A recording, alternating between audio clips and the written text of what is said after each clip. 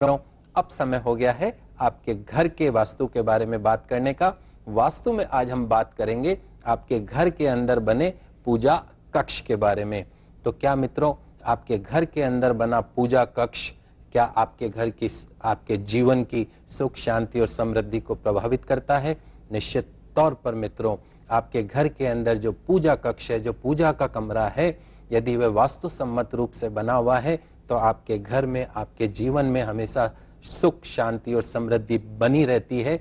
और यदि आपके घर के अंदर आपका जो पूजा कक्ष है, पूजा का जो कमरा है, यदि वह वास्तु सम्मत रूप से नहीं बना हुआ है, गलत दिशा के अंदर बना हुआ है, तो आपको नाना प्रकार की आर्थिक, मानसिक और शारीरिक समस्याओं का सामना करना पड़ता है।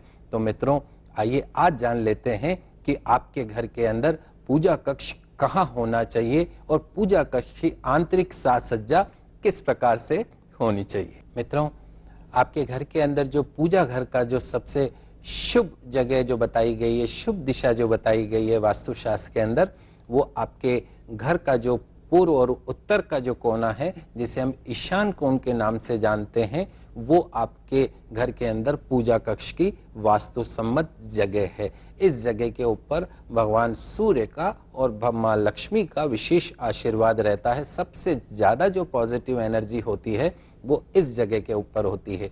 यहाँ पर अगर आप पूजा कक्ष बनाते हैं तो निश्चित तौर पर आपके घर के अंदर सुख शांति समृद्धि बनी रहती है। घर का जो मुखिया होता है उसको तरक्की रहती है और आर्थिक, शारीरिक और मानसिक समस्याओं से उसको मुक्ति मिलती है। तो अपने घर के अंदर जो पूजा कक्ष होना चाहिए वो ईशान कोण के अंदर होना चाहिए। ये ध्यान रखें कि कभी भी जो आपके घर का जो पूजा का जो कमरा है उसके ऊपर अथवा नीचे दोनों तरफ न तो कोई शौचालय होना चाहिए, न ही रसोई घर होनी चाहिए। जिस घर के अंदर ऐसी परिस्थिति होती है जहां शौचालय अगर मंदिर के नीचे या ऊपर है अथवा रसोई घर मंदिर के ऊपर या नीचे है, उस घर के अंदर हमेशा आर्थिक और शारीरिक परेशानियां हमेशा बनी रहती हैं। साथ साथ में यह भी ध्यान रखिए कि कई बार जगह के अभाव में हम जो मंदिर है वो सीढ़ियों के नीचे बना देते हैं। तो कभी भी सीढ़ियों के नीचे भगवान का कमरा नहीं होना चाहिए, क्योंकि भगवान का कमरा एक ऐसी जगह होती है जहां हम थोड़ी देर बैठ के भगवान से सीधा संवाद स्थापित करते हैं। अपने दिल की बात जो है वो और किसी को नहीं कहकर अपने इष्ट को कहते हैं, उसका स्मरण करते हैं, अपनी तकलीफों को उसको बयान करते हैं। तो पूजा का कमरा ऐसी जगह होना चाहिए जहां हम शांत भाव से बैठ सकें और अपने इष्ट से अपनी दिल की बात कह सकें। तो पूजा का कमरा हमेशा थोड़ा सा बड़ा बनाइए और ये ध्यान रखें कि पूजा कक्ष के साथ में न तो बाथरूम अथवा शौचालय की दीवार होनी चाहिए, न ही रसोई घर की दीवार भी पूजा कक्ष से जुड़ी हुई नहीं होनी चाहिए। पूजा कक्ष के अंदर जो मूर्ति की स्थापना कई बार कर दी जाती है, तो पूजा घर के अंदर 4 इंच से लंबी मूर्ति स्थापित करना वास्तु सम्मत नहीं माना गया है। अगर 4 इंच से लंबी मूर्ति है तो उसे देवालय में स्थापित करना चाहिए, घर के अंदर स्थापित नहीं करना चाहिए। मूर्ति या तस्वीरें जो भी आप पूजा घर के अंदर रखते हैं, ध्यान रखें कि उनको दीवारों से सटा कर ना रखें। कम से कम 1 इंच आप उसके अंदर दीवार और तस्वीर अथवा मूर्ति के अंदर आपको गैप रखना चाहिए। इसके साथ में एक विशेष बात मैं आपको ये और बताना चाहता हूं कि जगह के अभाव में हम रसोई घर के अंदर ही मंदिर की स्थापना कर देते हैं, जो कि बेहद नकारात्मक प्रभाव देखने को मिलता है। ऐसे घर में जहां मंदिर की स्थापना रसोई घर के अंदर होती है, वहां क्रोध की अधिकता देखने को मिलती है। परिवार के अंदर वैचारिक मतभेद हमेशा बना रहता है। तो भूल कर भी अपने मंदिर की स्थापना रसोई घर के अंदर नहीं करनी चाहिए। रसोई घर की स्थापना कभी भी तहखाने के अंदर यानी बेसमेंट में भी नहीं करनी चाहिए। पूजा घर के अंदर जब आप भगवान की मूर्ति, तस्वीर रखते हैं तो आप इस प्रकार रखें कि जब आप पूजा करें तो आपका जो मुख हो वो पूरब दिशा की तरफ हो अथवा उत्तर दिशा की तरफ हो।